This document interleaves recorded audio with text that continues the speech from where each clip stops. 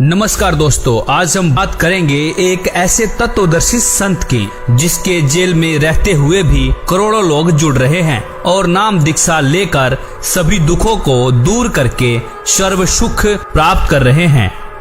आज हम जानेंगे वही तत्वदर्शी संत रामपाल जी महाराज जेल में क्यों हैं और प्रमाणित करके दिखाएंगे कि ब्रह्मा विष्णु महेश की उत्पत्ति कैसे हुई, माता दुर्गा और ब्रह्म का क्या संबंध है, वेदों के अनुसार सृष्टि का रचयिता और सर्वोच्च परमात्मा कौन है, पूर्ण मोक्ष मार्ग तथा प्रमाणित भक्ति विधि क्या है। दोस्तों, आज हम ये भी जानेंगे कि अक्सर शादी में फेरों के समय पंडितों के द्वारा बोले जाने वाला मंत्र कश्यप गोत्री कश्यप गोत्रा मंत्र का रहस्य क्या है। दोस्तों, हमारा इतिहास गवाह है जो सत्य के मार्ग पर चला, उसके साथ ये नकली विद्वान असुर स्वभाव वाले धूर और मूर्ख लोगों द्वारा राजा और प्रजा को गुमराह करके महापुरुषों पर जुल्म करते आ रहे हैं और सच्चाई जानने के बाद जनता ने उन्हें पलकों पर बिठाया। जैसे श्री राम जी, श्री कृष्ण जी को पूरे जीवन संघर्ष करना पड़ा, सुकरात जी को जहर दे दिया गया, ईसा जी को क्रश करवा दिया गया, गांधी जी को कई बार जेल जाना पड़ा, गुरु नानक देव जी पानी पर चल सकते थे, अन्य लोकों में भी जा सकते थे, फिर भी बाबर की जेल में 7 महीना 17 दिन रहे। आखिर क्यों? लगभग 600 साल पहले कबीर साहब को इन धूर्त लोगों ने मारा, काटा, जलाया, खूनी हाथी के सामने डाला, गोले मारे थे और पूर्ण समर्थ होते हुए भी उन्होंने किसी का अहित नहीं किया। उसी प्रकार अब संत रामपाल जी को सत्य बोलने का इनाम दिया जा रहा है, लेकिन सत्य को कुछ दिन दबाया जा सकता है, मिटाया नहीं जा सकता। और वो समय अब आने दो जब जनता जवाब मांगेगी कि हमारे धर्म ग्रंथों में लिखा क्या है और हमें इन नकली विद्वानों ने अब तक बताया क्या है। तब छिपने को जगह भी नहीं मिलेगी। और रही बात संत रामपाल जी की जेल की, तो जिसकी बात की उसकी सीधी सी बात, जिसके पास ताकत होती है सरकार उसने दबती है। क्यों यहाँ मत कहे कि हम क्या करेंगे, भाई ये करना चाहिए वो करना चाहिए, मत करें, करके दिखाएं। संत रामपाल जी और आर्य समाजियों के बीच सत्यार्थ प्रकाश और पवित्र वेदों को लेकर आध्यात्मिक ज्ञान चर्चा न्यूज़पेपरों के माध्यम से शुरू की गई। लेकिन जब संत जी के तर्कों का जवाब आर्य समाजी देने में असमर्थ रहे तो आर्य समाजियों ने ज्ञान का उत्तर ज्ञान से न देकर हिंसा का रास्ता अपनाया और अनेक मिथ्या कहानी बनाकर के जनता व मुख्यमंत्री को भ्रमित करके सन 2006 में क्रोथा आश्रम पर आक्रमण कर दिया और संत रामपाल जी पर झूठे मुकदमे बनाकर जेल में डाल दिया गया। तो उसी समय से संत रामपाल जी अपने ऊपर लगे आरोपों की सीबीआई जांच की मांग कर रहे हैं, लेकिन आज तक जांच नहीं हुई। आखिर क्यों? मैं चाहता हूं कि कोई अपने आप को आर्य समाजी कहने लग जाए, इससे वो आर्य समाज के लोग नहीं हो जाते। यदि उनके वाणी और चरित्र में वो बात नहीं है तो मैं उनको आर्य समाजी नहीं मानता। जिस प्रकार की भड़काऊ भाषा बोल रहे हैं, जिस तरह का भड़काऊ काम वो कर रहे हैं, कानून अपने हाथ में लेकर क्रोथा कांड करवा दिया गया।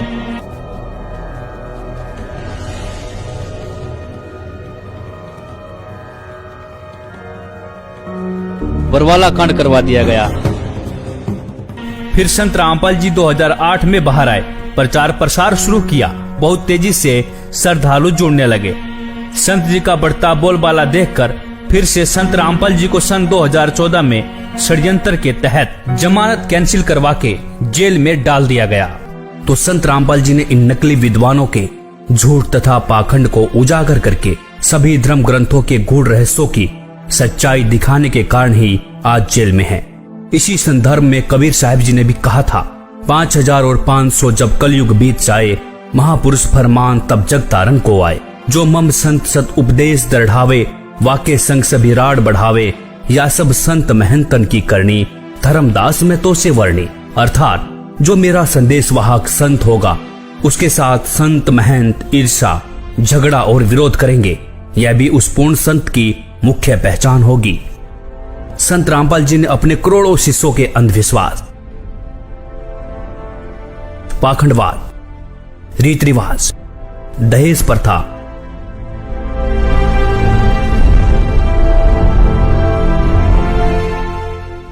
नशाखोरी, मांसाहार, आन उपासना तथा जाति धर्म आदि सामाजिक बुराइयों को पूर्ण रूप से समाप्त कर दिया है। और संत जी ने कहा है, जीव हमारी जाति है, मानो धर्म हमारा, हिंदू मुस्लिम सिख ईसाई धर्म नहीं कोई न्यारा। और इसके साथ ही संत रामपाल जी ने सन 2012 में विश्व के सभी धर्म गुरुओं को आध्यात्मिक ज्ञान चर्चा के लिए आमंत्रित किया था और कई धर्म गुरुओं की सच्चाई से भी रूबरू करवाया था। ये सिद्ध भी किया था कि इन सभी गुरुओं की भक्ति विधि शास्त्र विरुद्ध है। और गीता जी के अध्याय 16 के श्लोक 23 में भी लिखा है कि शास्त्र विधि को त्याग कर मनमाना आचरण करने से साधक को कोई भी लाभ नहीं मिलता है।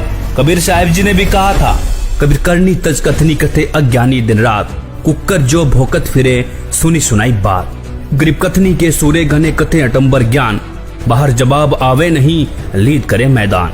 जिस समय जाकिर नायक ने विश्व के सभी धर्म गुरुओं को शास्त्रार्थ के लिए खुला चैलेंज किया था, तब कोई भी धर्म का ठेकेदार सामने नहीं आया जो जाकिर नायक की चुनौती को स्वीकार कर सकता था। तब संत रामपाल जी ने ही डॉक्टर जाकिर नायक की खुली चुनौती को स्वीकार करके 10 पॉइंटों पर झूठा सिद्ध करने की खुली चुनौती दी थी। अब हम आपको दिखाते हैं डॉक्टर जाकिर नायक की खुली चुनौती, देखिए वीडियो के माध्यम से। भारत के सभी राजनेताओं, स्वामियों, धर्मगुरुओं और शंकराचार्यों को मुसलमान धर्म के प्रवक्ता डॉक्टर जाकिर नायक की खुली चुनौती। ये चैलेंज है, कोई भी शख्स हिंदुस्तान में हो, मिनिस्टर हों दो, कोई भी स्वामी हों दो, कोई भी शंकराचार्य हों दो, इंशाल्लाह मैं तालिबे इल्म हूँ इस्लाम और दीगर मज़हब का। मैं तस्लीम करता हूँ कि डिबेट होना चाहिए, मैं उनसे डिस्कशन करता हूँ। अगर मुझे गलत साबित करो, मैं बदलने को तैयार हूँ। ये मुसलमान की जबान है, हम जब जबान देते हैं उसका पालन करते हैं। संत रामपाल जी महाराज ने स्वीकार की मुस्लिम धर्म प्रवक्ता डॉक्टर जाकिर नायक की चुनौती। डॉक्टर जाकिर नायक के इस चैलेंज को स्वीकार करता हूं, लेकिन अपने उस वायदे को याद रखना जिसमें कहा है कि जो मुझे झूठा सिद्ध कर देगा, गलत सिद्ध कर देगा, मैं अपने आप को बदल लूंगा। चैलेंज आपको 10 पॉइंटों पर झूठा कर दूंगा सिद्ध, और कभी भी आकर के वो आध्यात्मिक ज्ञान चर्चा कर सकते हैं। और वो डॉक्टर जाकिर नायक अब तक संत जी के सामने नहीं आया। अब परमात्मा ने आके विकल्प बताया, वो हमने सुना नहीं, क्योंकि नकलियों ने सुनने नहीं दिया। नकली गुरुओं ने जो आज भी पंजे अड़ाना चाहते हैं, लेकिन अब इनके पंजे उखड़ जाएंगे, अब नहीं टिक पाएंगे, क्योंकि जनता शिक्षित है कि और ज्ञान सब ज्ञान डी, कबीर ज्ञान सो ज्ञान, और जैसे घोड़ा तोब कायम करता चले मैदान। और जो लोग कहते हैं कि संत रामपाल जी हिंदू विरोधी हैं, उन्हीं संत रामपाल जी ने ही इन धर्म के ठेकेदारों की लाज बचाई थी और यह सिद्ध किया कि सभी देवी देवता अपनी अपनी शक्ति के आधार पर स्वामी हैं, प्रभु हैं, भगवान हैं, साहब हैं। जैसे हमारे देश में MP, मंत्री, मुख्यमंत्री, प्रधानमंत्री, राष्ट्रपति हैं। अब मंत्री या मुख्यमंत्री को कोई राष्ट्रपति कहे, वो व्यक्ति महामूर्ख है, और ज्ञानी और अज्ञानी में यही अंतर है। दोस्तों, वास्तविकता ये है, संत रामपाल जी हिंदू विरोधी नहीं हैं।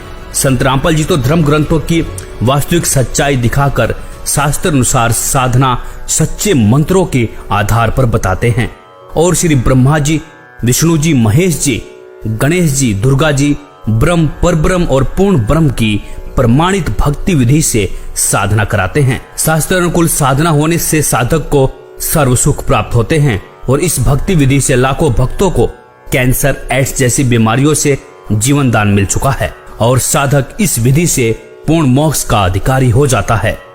अब हम प्रमाणित करके दिखाएंगे कि ब्रह्मा, विष्णु, महेश की उत्पत्ति कैसे हुई, माता दुर्गा और ब्रह्म का क्या संबंध है, और सर्वोच्च परमात्मा कौन है, पूर्ण मोक्ष मार्ग और प्रमाणित भक्ति विधि क्या है। प्रकाशित केवल हिंदी वाली में ब्रह्मा जी बता रहे हैं अपने पुत्र नारद को, ये संस्कृत शिवपुराण पृष्ठ 98 पे है। ये सब बताते हुए कि सृष्टि की रचना किसने की। यहाँ आ जाते हैं, जिस परब्रह्म के विषय में ज्ञान और अज्ञान से पूर्ण उक्तियों द्वारा इस प्रकार विकल्प किए जाते हैं, उसने कुछ काल के बाद, कुछ समय के बाद द्वितीय की इच्छा प्रकट की, उसके भीतर एक से अनेक होने के संकल्प उदित हुए। तब उस निराकार परमात्मा ने अपनी लीला शक्ति से अपने लिए एक मूर्ति की कल्पना की, और जो मूर्ति रहित परम ब्रह्म है, उसकी मूर्ति कौन है? ये 100 पृष्ठ पे पढ़ रहे हैं हम, 100 पृष्ठ पे। भगवान सदाशिव हैं, ये काल है सदाशिव। अर्वाचीन और प्राचीन विद्वान उन्हीं को ईश्वर कहते हैं। उस समय एकाकी रहकर सब इच्छा अनुसार विहार करने वाले उन सदाशिव ने अपने विग्रह से, अपने शरीर से स्वयं ही एक स्वरूप भूता शक्ति की सृष्टि की, जो उनके अपने श्रीअंग से कभी अलग होने वाली नहीं थी। उस पराशक्ति को प्रधान प्रकृति भी कहते हैं। उस दुर्गा को गुणवती माया बुद्धि तत्व की जननी और विकार रहित बताया गया है। वह शक्ति अंबिका कही गई है, उसी को प्रकृति दोबारा फिर कहा है। प्रकृति सर्वेश्वरी और त्रिदेव जननी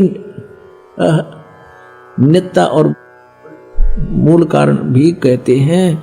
सदाशिव द्वारा प्रकट की गई उस प्रकृति के 8 भुजाएं, ये प्रकृति दुर्गा को कहते हैं। कति स्पष्ट हो गया।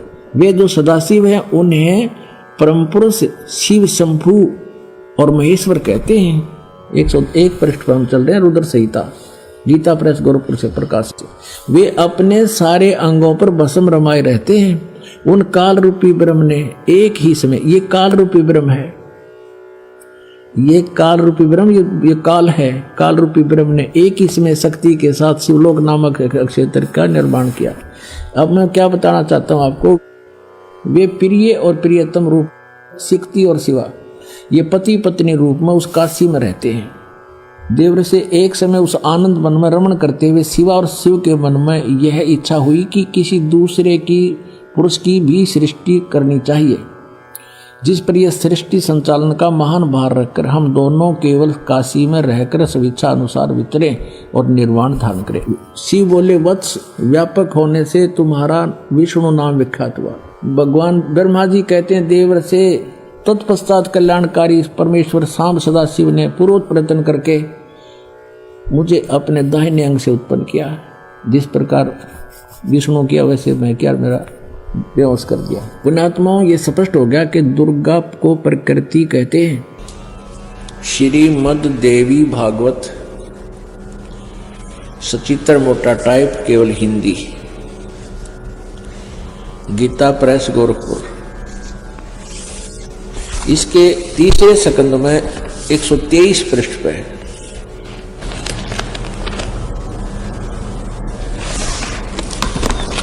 ये है संक्षिप्त देवी भागवत तीसरा स्कंद,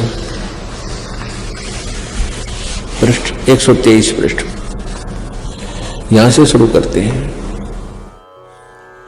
भगवान विष्णु जी अपनी माता दुर्गा की महिमा करता है और कहता, तुम शुद्ध स्वरूपा हो, यह सारा संसार तुम्हीं से उद्भासित हो रहा है। मैं ब्रह्मा और शंकर हम सभी तुम्हारी कृपा से विद्यमान हैं। हमारा आविर्भाव बिन जन्म, तिरोभाव बिन मृत्यु हुआ करता है। हमारा तो जन्म और मृत्यु, आविर्भाव और तिरोभाव होता है, अर्थात हम अविनाशी नहीं हैं। केवल तुम ही नित्य हो, तुम ही अविनाशी हो, जगत जननी हो, प्रकृति और सनातनी देवी हो। ये प्रकृति भी दुर्गा को ही कहते हैं। अब यहां देखिएगा, भगवान शंकर बोले, देवी यदि महाभाग विष्णु तुम्हीं से उत्पन्न हुए हैं, प्रकट हुए हैं, तो उनके बाद उत्पन्न होने वाले ब्रह्मा भी तुम्हारे ही बालक हुए। फिर मैं तमोगुनी लीला करने वाला शंकर क्या तुम्हारी संतान नहीं हुआ? अर्थात मुझे भी उत्पन्न करने वाली तुम ही हो। शिवे, संपूर्ण संसार की सृष्टि करने में तुम बड़ी चतुर हो। इस संसार की सृष्टि, स्थिति और संहार में तुम्हारे गुण सदा समर्थ हैं। उन्हीं तीनों गुणों से उत्पन्न हम ब्रह्मा, विष्णु एवं शंकर, यानी रजगुण ब्रह्मा, सतगुण विष्णु, तमगुण शिवजी शंकर नियम अनुसार कार्य में तत्पर रहते हैं। देखिएगा, अब इसके हम फिर आते हैं 7वें स्कंद में, और इसमें स्पष्ट लिखा है, गीता जी अध्याय नंबर 7 के श्लोक नंबर 4-5 में इकट्ठा किया है कि मेरी 2 प्रकार की प्रकृति है। एक तो जड़ प्रकृति, ये जड़ प्रकृति, और इससे दूसरी है वो जीव रूपा, यानी यह प्रकृति दुर्गा है मेरी। और 14वें अध्याय के अपने आत्मा में थोड़ा कंसेप्ट क्लियर हो जाए, क्योंकि बार बार नहीं मिलता ये समय जो आज रजा बख्शी भगवान ने। 3, 4, 5 में ही देखिएगा। अध्याय नंबर 14 श्रीमद् भगवत गीता, और यहां देखिएगा 3रा श्लोक। हे अर्जुन, मेरी महत ब्रह्म रूप मूल प्रकृति संपूर्ण भूतों की यानी प्राणियों की योनि है, अर्थात गर्भाधान स्थान है, और मैं सबका पिता हूं। मैं उस योनि में गर्भ को स्थापन करता हूं, गर्भम दधामी। उसके संयोग से इन्होंने कुछ अपना बना रखा है। सब भूतों की उत्पत्ति यानी प्राणियों की उत्पत्ति होती है। 4 में क्या कहा है? हे अर्जुन, नाना प्रकार की शरीरों में योनियों में जितने भी मूर्तियां अर्थात शरीरधारी प्राणी उत्पन्न होते हैं, प्रकृति तो उन सब की माता है, गर्भ धारण करने वाली माता, और मैं बीज स्थापन करने वाला पिता हूं। 5वें में क्या कहा है?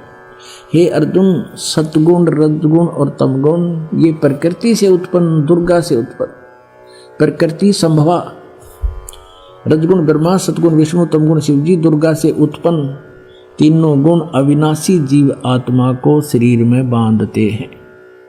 ये कहेंगे तो ये रोक रहे हैं तीनों, ब्रह्मा विष्णु महेश कर्मानुसार, और परमात्मा कहते नहीं, ये 5 मिलकर प्रपंच बना रखा है, हमारी बात को समझ लेना, इनकी बातों में मत आना। अब परमात्मा कहते हैं कि इन 5 ने मिलकर ब्रह्मा विष्णु महेश माया दुर्गा और ये काल कहिए, इन 5 ने मिलकर ये प्रपंच बना रखा है। वाणी हमारी लइए, हमारे ज्ञान को गहराई से समझना। अब देखते हैं वेदों के अनुसार सृष्टि की रचना और माता दुर्गा अष्टंगी व ज्योति निरंजन ब्रह्म की उत्पत्ति किसने की? अथर्ववेद भाषा भाष्य, भाष्यकार है 3 ने, ये जब प्रजजे विद्वानस्य बंधु विश्वा देवानाम जनीमा विभक्ति ब्रह्मे ब्रह्मणे उद्भारे मध्यात नीचे ऊंचे सवधा अभी प्रतस्थो। सर्वप्रथम देवताओं व ब्रह्मांडों की उत्पत्ति के ज्ञान को जिज्ञासु भक्त का, विद्वानस्य जो बंधु यानी वास्तविक साथी अर्थात पूर्ण परमात्मा है, अपने निज सेवक को, अपने जनीमा अपने द्वारा सर्जन किए हुए को विभक्ति स्वयं ही ठीक ठीक विस्तार पूर्वक बताता है। अपने द्वारा रची सृष्टि को वो स्वयं ही बताता है कि ब्रह्म ने यानी पूर्ण परमात्मा ने मध्यात अपने मध्य से अर्थात सबद शक्ति से ब्रह्म है माने ब्रह्म क्षर पुरुष अर्थात काल को उद्भार माने उत्पन्न करके विश्व सारे संसार को अर्थात सब लोगों को ऊंचे ऊपर सतलोक आदि और नीचे परब्रह्म व ब्रह्म के सर्व ब्रह्मांड सबधा अपनी धारण करने वाली अभी आकर्षण शक्ति से प्रतस्थौ दोनों को अच्छी प्रकार स्थापित किया। कति कंसेप्ट क्लियर। उस परमात्मा ने सबसे पहले अपने वहां एक शक्ति उत्पन्न की, उस से सब ब्रह्मांडों को ठहराया और फिर उस परमात्मा पूर्ण परमात्मा आप ही आकर अपने निज साथी को विशेष भगत को बताता है। वो अपने द्वारा रची हुई सृष्टि को स्वयं ही ठीक ठीक वर्णन करता है कि पूर्ण परमात्मा ने अपने मध्य से मध्यात अपने अंदर से अपनी सबद शक्ति से इस ब्रह्म काल की उत्पत्ति की। 5वें में लिखा है कि उसी मूल मालिक से अभ्यग्रम सर्वप्रथम स्थान पर आष्ट्रय अष्टंगी अर्थात दुर्गा प्रकृति देवी जनु से माने उत्पन्न हुई।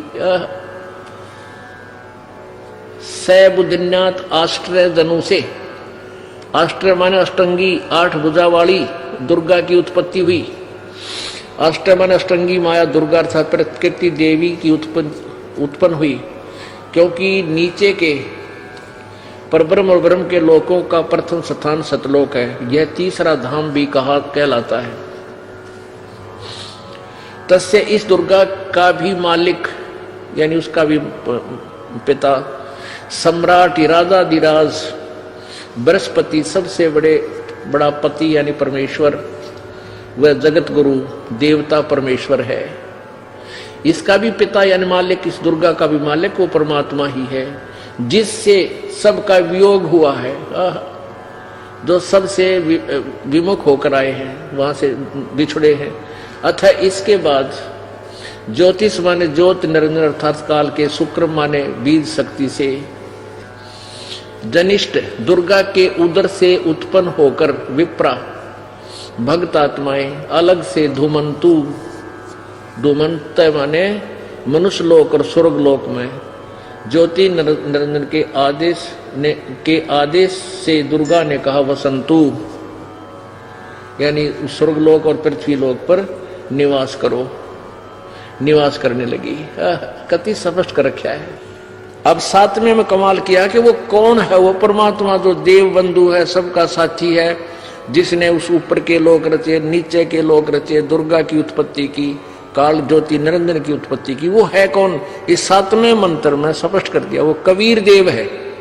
अथर्वाणम पित्रम यानी जगत, अथर्वाणम माने निश्चल अचल अविनाशी है जो, पित्रम माने सबका पिता, देव बंधु सभी पुण्यात्माओं का साथी, बृहस्पतिम जो सबसे बड़ा भगवान, नमसा यानी जो विधिवत साधना करने वाले को सुरक्षा के साथ, गच्छात माने वहां जो चले गए सतलोक में उनको ले जाने वाला, तो माने विश्वेशाम जनिता, यथा से कबीर देव न दभायत सवधावान, ये कबीर देव, ये कबीर देव, वो कबीर देव है, वो कबीर प्रभु है, जो अथर्वाण माने अचल अविनाशी, पितर माने जगत पिता, देव बंधु भक्तों का वास्तविक साथी अर्थात आत्मा का आधार, बृहस्पतिम जगत गुरु, बृहस्पति माने सबसे बड़ा ज्ञानदाता परमात्मा, चै तथा नमसा विनम्र पुजारी अर्थात विधिवत साधक को सुरक्षा के साथ गच्छात सतलोक गए हुओं को सतलोक ले जाने वाला, विश्वेशाम यानी सर्व ब्रह्मांडों का की जनिता रचना करने वाला अर्थात जगदम्बा अर्थात माता के गुणों से युक्त भी युक्त, न दभायत काल की तरह धोखा न देने वाले, स्वाधावान मन स्वभाव अर्थात गुणों वाला, यथा ज्यों का त्यों अर्थात वैसा ही वह, स माने वह, तो माने आप, कबीर देव है, कबीर देव, कबीर देव भाषा भिन्न होने से इसे हम कबीर साहब कहते हैं, वो कबीर साहब है। और ब्राह्मण जी ने सबसे पहले श्लोक ये बोला था कि काश्यप गोत्रा काश्यप गोत्री, बाण बाईताम स्वरूपम बना दिए उसने, यो काश्यप गोत्रा और काश्यप गोत्री एक गोत्र के क्यों करो हम। इस तत्व ज्ञान से दास परिचित था, लेकिन उनको उस समय यह बताना उचित नहीं समझा, क्योंकि वो तो सारे फिर वो दूसरे ज्ञान से भरे हुए थे, तो मेरे वह बात समझ में आ गई रहे। सचमुच ये तो परमात्मा ने जो ज्ञान बताया उससे समझ में आती है। परमात्मा कहते हैं काश्यप गोत्रा काश्यप गोत्री पंडित शाखा लाया, और कोई तत्ववेत्ता ज्ञानी जाना यो बाण ब्याह घर लाया। कोई तत्वदर्शी संत ही जानता है कि बाण को ब्याह के घर लाया था। और इस आप किसी भी फेरे हम देख लियो, सबसे पहले ये पंडित ने बोलेंगे काश्यप गोत्रा काश्यप गोत्री, फिर और उठ पटांग बिराना के बोलिया करें। तो पहला श्लोक है इनका। अब परमात्मा की ये आगे जो लाइन है, पंक्तियां हैं, अब समझ में आएंगे आपके। क्या बताते हैं? माँ अष्टंगी पिता निरंजन, ये जम दारुण वंशन अंजन, पहले कीन निरंजन राई ही पीछे से माया उपजाई। पहले ज्योति निरंजन को अंडे से उत्पन्न किया और पीछे दुर्गा का शरीर बनाया परमात्मा ने अपनी शब्द शक्ति से, और फिर दुर्गा के रूप को देख करके, सुंदरता को देख कर ये काल उसके ऊपर वशीभूत हो गया। ये 3 पुत्र उत्पन्न किए। क्या कहते हैं? ज्ञान बोध और बोध सागर में पृष्ठ नंबर 21 पर, धर्मदास ये जग बोराना, कोई ना जाने पद निर्वाणा। यही कारण मैं कथा पसारा, जग से कही एक राम नहीं आ रहा। ये राम है यहाँ पर। अब मैं तुमसे कहूं चिताई, तेरे देवन की उत्पत्ति भाई। ज्ञानी सुने सो हृदय लगाई, मूर्ख सुने तो गम नहीं पाई। माँ अष्टंगी पिता निरंजन, और ये जम दारुण वंशन अंदन। पहले कीन निरंजन राई, पीछे से माया उपजाई। कामदेव धर्मराय सताए, देवी को तुरंत दिखाए। पेट से देवी करी पुकारा, हे साहेब मेरा पुकारी, वे साहेब मेरा करो बारी। धर्मराय को हिकमत कीना, नख रेखा से भग कर लीना। दुर्गा के स्त्री इंद्री नहीं थी, इसने अपने नाखूनों से बनाया। धर्मराय करे भोग विलासा, माया को रही तबासा। 3 पुत्र अष्टंगी जाए, और ब्रह्मा विष्णु शिव नाम धराए। 3 देव विस्तार चलाए, इनमें ये जग धोखा खाए। पुरुष गम कैसे कोई पावे, काल निरंजन जग भरमावे। परमात्मा को कैसे जाने, काल सबको भ्रमित किए हुए है। 3 लोग अपने सुत जिन्हा, सुन निरंजन बासा लीना। अलख निरंजन सुन ठिकाना, ब्रह्मा विष्णु शिव भेद नहीं जाना। 3 देव सो उसको झावे, निरंजन का वो पार नहीं पावे। ये ब्रह्मा विष्णु महेश की भी निरंजन की पूजा करने लगे हैं, इसका भी ये पार नहीं पा सके। अलख निरंजन ये काल बड़ा बंटवारा, 3 लोक के जीव कीन आहारा। ब्रह्मा विष्णु शिव नहीं बचाए, सकल खाए पुन धूर उड़ाए। और इस काल के 3 के सुत हैं तीनों देवा, 3 माने उनके, दुर्गा और इस काल के पुत्र हैं तीनों देवता, ब्रह्मा विष्णु महेश। और अंदर जीव करते हैं सेवा, अंधे लोग इन्हीं की पूजा करते हैं, ब्रह्मा विष्णु महेश की। तीनों देव और अवतारा, ताको भजे सकल संसारा। 3 गुणों का ये विस्तारा, धर्मदास में कहो पुकारा। गुण तीनों की भक्ति में, ये भूल पड़ो संसार। कह कबीर निज नाम बिना, कैसे उतरे पार। अब ये सभी सदग्रंथ आदरणीय हैं, और इन्हीं सब सदग्रंथों में ये विद्यमान है कि ब्रह्मा विष्णु महेश के माता पिता ये काल और दुर्गा है। आइए अब जानते हैं पूर्ण मोक्ष मार्ग और शास्त्र अनुकूल साधना क्या है। संत रामपाल जी महाराज प्रथम बार में श्री गणेश जी, श्री ब्रह्मा सावित्री जी, श्री विष्णु लक्ष्मी जी, श्री शंकर पार्वती जी व माता शेरावाली का जाप देते हैं, जिसका वास हमारे मानव शरीर में बने चक्रों में होता है। मूलाधार चक्र में श्री गणेश जी का वास, स्वाद चक्र में ब्रह्मा सावित्री जी का वास, नाभि चक्र में लक्ष्मी विष्णु जी का वास, हृदय चक्र में शंकर पार्वती जी का वास, कंठ चक्र में शेरावाली माता का वास। और इन सब देवी देवताओं के आदि अनादि नाम मंत्र होते हैं, जिसका वर्तमान में गुरुओं को ज्ञान नहीं है। इन मंत्रों के जाप से ये 5 चक्र खुल जाते हैं। इन चक्रों के खुलने के बाद मानव भक्ति करने के लायक बनता है। सदगुरु गरीबदास जी अपनी वाणी में प्रमाण देते हैं कि 5 नाम गुज गायत्री आत्म तत्व जगाओ, ओम किलियम हरियम श्रियम सोहम ध्याओ। भावार्थ, 5 नाम जो गुज गायत्री हैं, इनका जाप करके आत्मा को जागृत करो। दूसरी बार में 2 अक्षर का जाप देते हैं, जिसमें एक ओम और दूसरा तत्, जो कि गुप्त है, उपदेशी को बताया जाता है, जिसको श्वास के साथ जाप किया जाता है। तीसरी बार में शार नाम देते हैं, जो कि पूर्ण रूप से गुप्त है, उसे सतगुरु ही देते हैं। अब जानेंगे प्रमाणित भक्ति विधि क्या है और पूजनीय और सर्वोच्च परमात्मा कौन है। सबका मालिक एक, परमेश्वर, परम ईश्वर, परम ईश्वर, परम वर ईश, परम पूर्ण ब्रह्म, पर ब्रह्म, ब्रह्म, परम अक्षर पुरुष, क्षर पुरुष। अर्थात परमेश्वर शब्द के संधि विच्छेद में ईश सबसे छोटा परमात्मा है, उससे बड़ा उसका वर अर्थात ईश का स्वामी ईश्वर, और ईश्वर से भी बड़ा परमेश्वर होता है। अर्थात परमेश्वर शब्द से 3 परमात्माओं का बोध होता है, जैसे ईश और ईश्वर, परमेश्वर, ब्रह्म, पर ब्रह्म, पूर्ण ब्रह्म, जिसे पार ब्रह्म भी कहते हैं, क्षर पुरुष, अक्षर पुरुष परम अक्षर पुरुष। इस बात का उल्लेख पुराणों में है, संतों की वाणियों में है और गीता जी में भी है। ओम तत्सत गीता अध्याय 17 के श्लोक 23 में ऐन सीन काफ कुरान शरीफ सूरा 42 आयात 1 में नाम मंत्र का संकेत है। परमात्मा की वाणी है कि कबीर कोटि नाम संसार में, इनसे मुक्ति न होए, सार नाम मुक्ति का दाता, वाके जाने न कोई। संतों की वाणियों में सतनाम सार नाम का जिक्र है। वह यही 3 मंत्रों का मेल है। इस सांकेतिक मंत्र को पूर्ण रूप से जानने के लिए तत्वदर्शी संत बाखबर की खोज करनी चाहिए।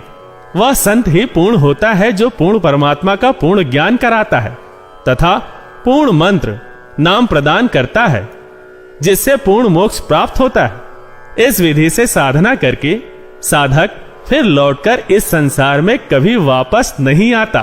3 बार में नाम जाप देने का प्रमाण है गीता अध्याय 17 के श्लोक 23 में ओम तत्सत इति निर्देशः ब्राह्मण त्रिविधि स्मृतः ब्राह्मण तेन वेदा च यज्ञा च विहिता पुरा। ओम ब्रह्म का, तत् सांकेतिक मंत्र पर ब्रह्म का, सत पूर्ण ब्रह्म का, ऐसे यह 3 प्रकार से पूर्ण परमात्मा के नाम सुमरण का निर्देश संकेत कहा है। और सृष्टि के अनादि काल में विद्वानों ने बताया कि उसी पूर्ण परमात्मा ने वेद तथा यज्ञादि रचे। संख्या नंबर 822 सामवेद उत्तार्चिक अध्याय 3 खंड 5 श्लोक नंबर 8 का भाषा भाष्य है।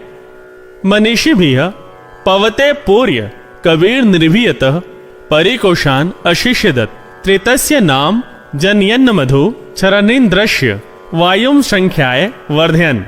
शब्दार्थ है, सनातन अर्थात अविनाशी कबीर परमेश्वर मानव रूप धारण करके अर्थात गुरु रूप में प्रकट होकर हृदय से चाहने वाले श्रद्धा से भक्ति करने वाले भक्तात्मा को 3 मंत्र अर्थात नाम उपदेश दे के पवित्र करके जन्म व मृत्यु से रहित करता है तथा उसके प्राण अर्थात जीवन श्वासों को जो संस्कार वश गिनती के डाले हुए होते हैं को अपने भंडार से मित्रता के आधार से पूर्ण रूप से बढ़ाता है, जिस कारण से परमेश्वर के वास्तविक आनंद को अपने आशीर्वाद प्रसाद से प्राप्त करवाता है।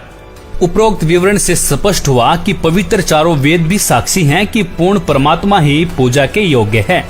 उसका वास्तविक नाम कबीर देव कबीर परमेश्वर है तथा 3 मंत्र के नाम का जाप करने से ही पूर्ण मोक्ष होता है। कबीर परमेश्वर जी भी 600 वर्ष पहले इन धर्म ग्रंथों की सच्चाई वाणियों के माध्यम से बताते थे। इन नकली मुल्ला पंडों ने अपने पाखंड को छिपाने के लिए परमेश्वर पर अनेकों जुल्म करवाए और अब संत रामपाल जी कबीर सागर के आधार पर ही सभी सदग्रंथों में सच्चाई दिखा रहे हैं और अब इन नकली संत महंतों को हजम नहीं हो रही है और ये अब नकली गुरु अपनी अज्ञानता को छुपाने के लिए राजा और जनता को भ्रमित करने की कोशिश कर रहे हैं, जबकि इनका आध्यात्मिक ज्ञान 0 है। इसीलिए संत रामपाल जी पर कीचड़ उछाल रहे हैं। लेकिन अब जनता पढ़ी लिखी समझदार है, इन सदग्रंथों को खुद पढ़ सकते हैं। और कबीर साहब जी कहते हैं कि जानबूझ साची तजे करे झूठ से ने, ताकि संगत हे प्रभु सौपन में भी ना दे। अर्थात सच्चाई जानकर भी झूठ को महत्व दें, ऐसे निकम्मे का संग सपने में भी न करें। धन्यवाद। इस पे आपकी क्या राय है? अपनी राय अवश्य दें। वीडियो अच्छी लगी हो तो लाइक, कमेंट और शेयर जरूर करें।